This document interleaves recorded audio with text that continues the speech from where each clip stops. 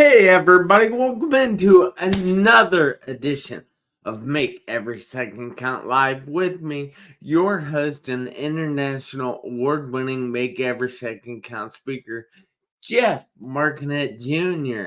So guys, tonight I am very excited. We have a very special guest, and Trina Chabot. I think I got that right. But she is awesome. So I ask you guys if you would please invite all kinds of people to watch this episode. Share it in as many groups as you can. Don't forget to give us all kinds of thumbs up, hearts, and frowny faces, cry faces. Heck, you can even get mad at us. I don't care. Just help us trick the algorithm on one of the social media networks that I am on. So I ask you guys again, please don't forget to subscribe to this show. Make sure you don't miss your chance to make every second count. Now, with no further ado, I would like to bring Trina to the stage. Hey, Trina, how are you? Hi, Jeff. I'm great. How are you? Oh, I am fantastic. I thank you so much for taking the time out of your busy evening to be here with me. I was thinking for the longest time we weren't going to get the show in tonight because my internet has been down all day long. Bummer. Well, I guess we're supposed to be here for some reason, right? Yeah. So if you would like to go through a short introduction about yourself, tell everybody who you are, where you're from, what you do. And I'm going to be inviting a few people on my phone. So I'll be looking down for just a minute, but I am paying attention. Excellent. Okay. Well, my name is Trina Chabot, and I call myself the happiness quarterback. And when I think about maybe 14 years ago, I would have never thought I'd be the happiness quarterback today. So my journey has been very interesting. And what I like to do, number one, is just draw people's attention to their happiness. And I think when we're in these lives, these busy lives, and we're so focused on playing all the roles that we play and doing all the things and on our successes, sometimes our happiness, our true happiness from within, gets kind of left to the side, and that is not good. So I have learned how to create happiness instead of relying on things from outside of me, and now I help people do the same. That is awesome. So, why is it that you didn't expect to be known as the happiness quarterback? Why did you think of yourself as something different?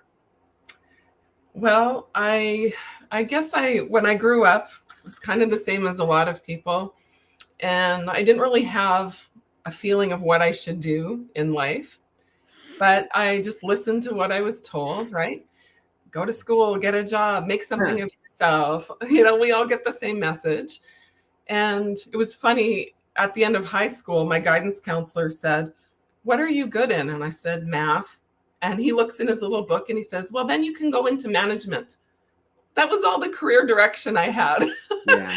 So I went into business school. And then when I finished that, it just felt inauthentic to me. I didn't want to be a banker or an accountant or anything like that. And so I went back to school finally to be a teacher because I felt that that was a good job to have. My kids were very small, and that would help me to have summers off with them. And then I could have everything, right? Have the Yeah. kids and the career, the house, the spouse. So I just blindly, I guess, went into doing all the things, and they made me happy at first. And I was very proud of myself because people would say, "Wow, look at you. You're doing all the things. You've got everything." And I felt like I did for a while, but then I slowly started to feel that I wasn't happy. And I think it came on for quite a few years. And then it finally hit rock bottom that I didn't want the life that I had. I didn't want these responsibilities. I wanted to just run away. And I guess it was a lot of it was a stress response, like the fight or flight was Yeah. really high because of all of the overwhelm and having to do all the things and please all the people. And I was trying to please people and expecting them to please me as well. So none of that worked. And I ended up in a very dark place. That is terrible. I went through a rough time recently myself, so I can relate to this. And I know it seems kind of weird for the motivational speaker, the most positive guy that most of us know. And just I got into a what I describe as quicksand. Now, it was extreme anxiety, and everything in my mind was just catastrophizing everything. The worst feeling in the world. But I don't know, it was tough. Yeah. If you don't recognize what's happening at that time, how are you going to pull yourself out of it? So, Yeah, congratulations on recognizing I'm feeling really anxious and I am catastrophizing. When I yeah, left, so I left that teaching job 5 years ago to start a different business. And it was just doing the same thing I was in teaching, like teaching business strategies, management development, communications, those kinds of things.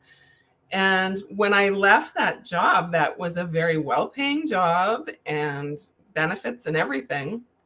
It was about 2 weeks later when I'm thinking, what the heck did I do? What was I thinking?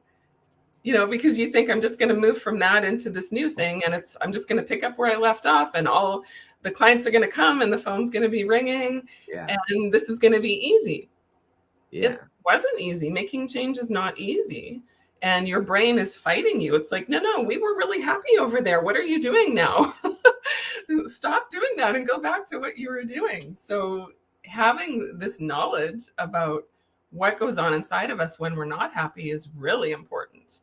So, how did you convince yourself that you were better off in your newfound passion or whatever you were going for after you had left your job?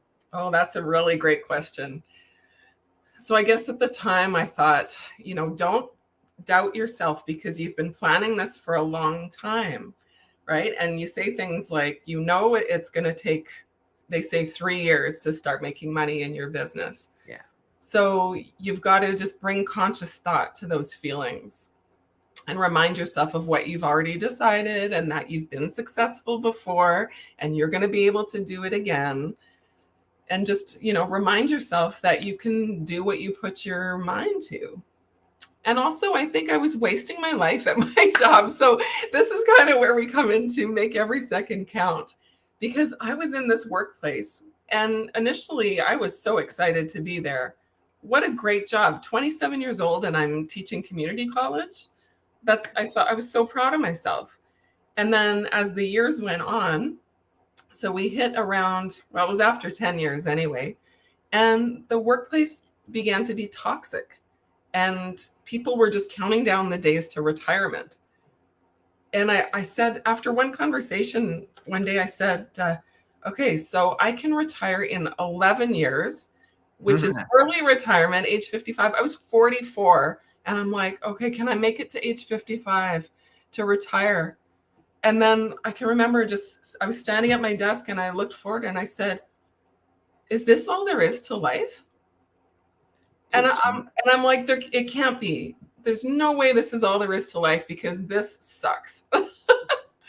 Yeah. So I had to figure out what there was to life to make it better. Yeah. And what did you discover when you went down that search for meaning? Well, one of my favorite things that I learned was that the meaning of life is to grow and to help others using your strengths. I like that, to grow and to help others using your strength. So that's pretty good. I need to stop here for a second and say hi to my dad who is watching from across the street right now. Oh, I nice. need to say hi to Lenny Framson, and I need to say hi to Heather Davis who said, "Hey, hey."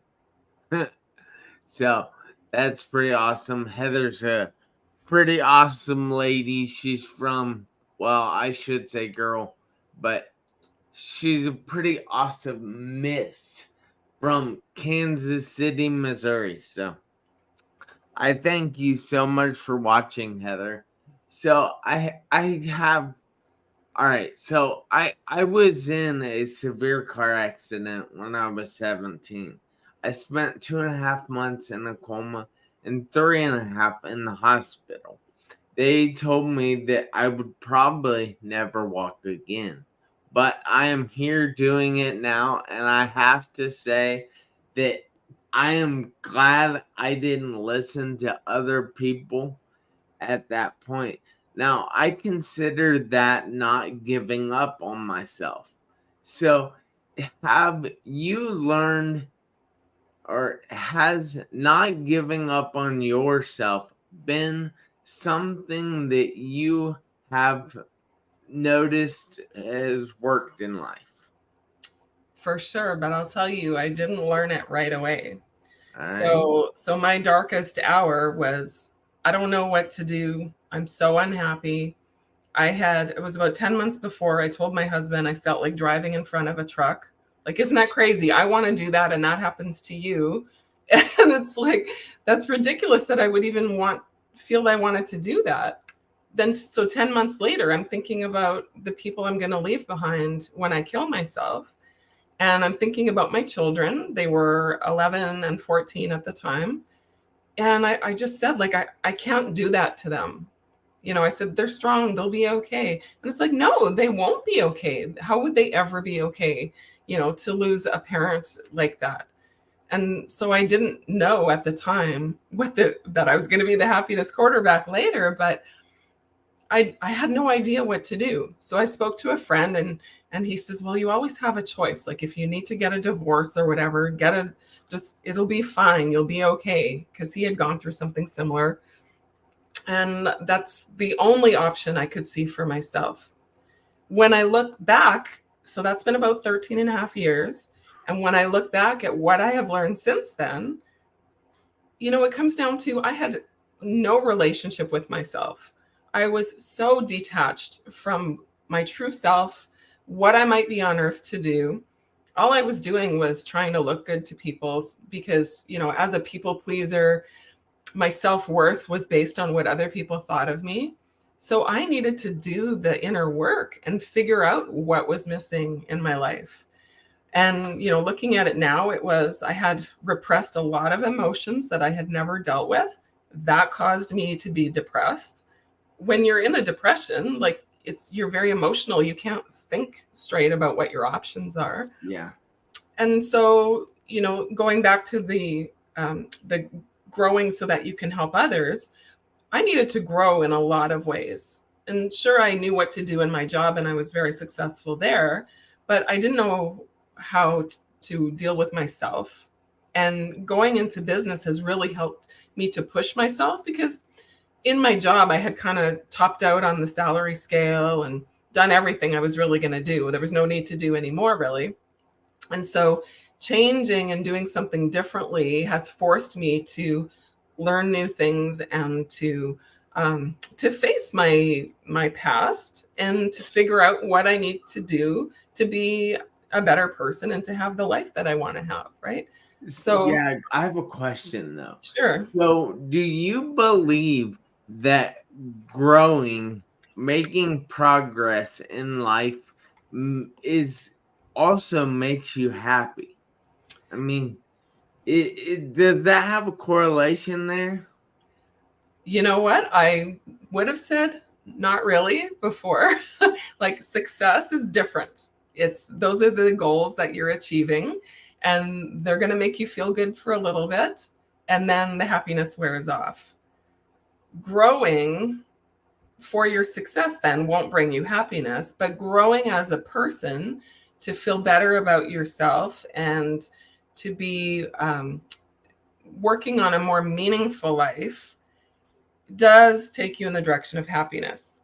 So if you're growing to work in an area where it's just for the money and it's not really about making a difference in the world, then that's not going to bring you happiness. But if you're growing to do something more meaningful, to not necessarily just change lives, but to enhance the world in whatever way that is, then yes, I think that will bring you happiness. All right, that's great, because I don't know. I've always seen making progress is making happiness kind of in your life, and it's nice. I like thinking of it like that. But now we need to get down to the happiness quarterback for a minute. I need to ask, what in the world is that? Oh, I love it. So this all goes back, it's a branding thing. So, there's so many people out there helping the world and doing their thing that you have to get noticed, right? And Yeah. typically people start with their elevator pitch. So you want to say something that resonates with people and they're more interested to find out about you. So I guess I was in a meeting and didn't really know what to say. And it was in this group of podcasters and some other coaches and different things. And they were giving away a pitch. So the guy's name was Chad Nedland, and he gave a pitch, and I was chosen out of 7 because I said I need it the most. So he took me. I thought it was going to be 15 minutes. Tell me what you do, and I'm going to write what to say. And it was over an hour of boot camp. Like, who do you think you are, and what makes you think you can help people? And I'm just like, I don't know. I think I'm supposed to be doing this, but I don't know what it is. And so he says, well, just say I'm the world's greatest happiness facilitator. And he said some other stuff, just like a one-liner. And at the end, I just, said goodbye, whatever. And I was not happy with him, but I let it sit with me for a little bit. And I'm like, well, I'm not going to call myself the world's greatest anything, but what can I call myself? And so I started making a list, happiness this, happiness that. And I just put it on the back burner. And a lot of times that's the best thing to do when you're stuck with something, is just let it sit for a while and it'll come. And then a couple of weeks later, all of a sudden it was probably football season as well, just starting, right? It was October. So I just said, happiness quarterback. That's what I'm going to call myself. And I'm a sports fan, and I used to play sports when I was younger. So it seemed fun. It seemed authentic. And the URL was available. So I'm like, well, this must be meant for me then. Yeah. So then I just tell people, say, well, why quarterback? And I say, well, it sounds better than I'm the happiness pitcher. But also it's like, I pass along information to you to help you with your happiness, right? Or I can hand off the details. That is great. So how can, all right, so you're passing along the details to help people find happiness, right? So how exactly can people find happiness? I mean, don't give all your secret sauce away, but just give them a little teaser. Sure. Well, happiness is playing the inner game. So all the things I was doing to have people say how wonderful I was playing the outer game. So you need to turn inward and start to see what's going on inside of you. What are the things you're doing that are not making you happy? Like judging other people, having expectations for what people should be doing for you, and just continue to be aware. One of my biggest revelations was that I'm the common denominator in my problems. So I cannot blame people for not doing this or that for me, or saying, well, I made you happy. How come you're not making me happy? We have to treat ourselves just as our individual self and do the inner work. So I would say not even to worry about your relationships just yet, but to really get in touch with yourself and to figure out what is it that you're missing? So for me, it was spirituality for sure. I was so disconnected from myself. I had no relationship with a higher power. And it was only through doing some energy work that that was revealed to me. So energy work was nothing I would have ever done before, but I was open to it, right? So I realized, okay, I've got some problems. I'm the solution. I'm going to take personal responsibility. I'm going to be more aware of what's going on that isn't working in my life. And then I'm going to start to find out what I could be doing instead. Who can help me? What are the strategies? So it's all kinds of things. And at first, I would have said it was mindset, like just get this thing straight. And that's what you were saying in terms of catastrophizing and that. If you can notice that and just shut that down, then that's huge for your happiness. And then there were times when I couldn't get control of the situation only from mindset. And I realized that, oh, I've got emotions that are stopping me from moving forward. And so I had to go back to those emotional triggers and deal with those situations in my life when I was 9 and 10, when someone said something stupid to me and that stuck with me. And I've been hard on myself ever since, right? So Yeah. it's all kinds of things, Jeff. But you just do them one at a time. So do you, all right, so do you believe finding happiness is a several step process, or do you think it's just something that somebody flips a switch and they find it? Well, studies show that some people are just born happy, and good for them, but that's not me. Although I'm born like a little bit happy as a child, I was happy go lucky for sure. But what is the study? 50% is genetics, 10% is your situation, 40% is stuff that you can control. So I don't think that you're going to just flip a switch, because it is very complex. And when scientists study happiness, they find that it's a combination of different things for each different person. And so I encourage people to build a happiness practice where they find the things that work for them, and those are the things they keep doing. And there's some things like just knowing that because you are a human being, you are worthy. Like when you're talking about the anxiety and the catastrophizing, like you're being really hard on yourself and there's Yeah. fear and stuff. But Yeah. each one of us has a path on earth, whether it's to be a librarian and help kids, learn things, or it's to be a rock star, whatever it is, we have a path.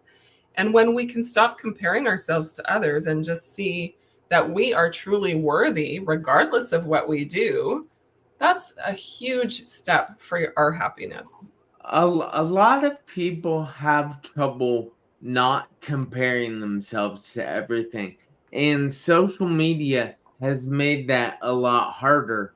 So, how can you tell somebody that they just need to quit comparing themselves to other people, because that's leading them down a detrimental path? Absolutely. And I used to do a lot of that. And I thought, I have to build an empire. I have to be something more than I am. And that's not good for us.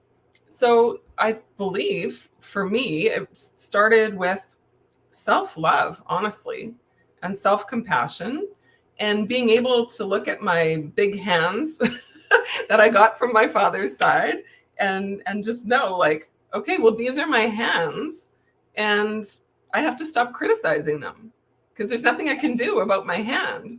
It is what it is, right? And Yeah. you just slowly start to look at yourself and just say, hey, this is me and this is all I have. So I need to be more positive and accepting of it. And it's the same thing, the sound of your voice, what your hair naturally looks like. We are just so fixated on everything's wrong with us and we need to fix it all, that of course we're going to compare ourselves to other people. So when you work on your self acceptance, that voice of comparison slowly gets quieter and quieter. And you can just say, well, that's them and this is me. Yeah, wow, that's great advice right there. Guys, you should definitely be taking notes here at home. Well, there at home, you're not here at home. I'm here at home. But yeah, I don't know. That's that is a golden nugget that you guys can all listen to, because Trina is the happiness quarterback and she knows what she is talking about. Yes, Heather, it all starts with yourself. I like that. Heather just said here in the comments, it all starts with self. Yeah. Yes, that is so true. So, I have to ask Trina, do you have any contact information you would like to give out to people if they want to get a hold of the happiness quarterback? For sure. So it's trinachabot.com. And my email is trina@trinachabot.com. All right, and just because it's a little different for Americans, how do you spell Chabot? It's CHABOT. Chabot. So, guys, don't mess that up. Definitely get a hold of this lady because she knows what she's talking about. She's lived through it and she became the happiness quarterback. She's throwing it deep to Travis Kelsey. Well, I hope not Travis Kelsey. Although Heather probably likes Travis Kelsey. She's from Kansas City. Okay. He's not my favorite. So, but guys, I want to remind you that we are here every Tuesday night, 7 p.m. Eastern Time, and we try to help you live your best life and help you realize that you can make every second count. But I need you to do me a favor until next week. I need you to make every second count. Why, you might ask? Because you never know when those seconds are going to run out on your one life. Hey, you guys have a great night. Thank you again, Trina. I appreciate you. And I will talk to you soon. That sounds good. Thank you so much for having me. Goodbye, Thank everyone.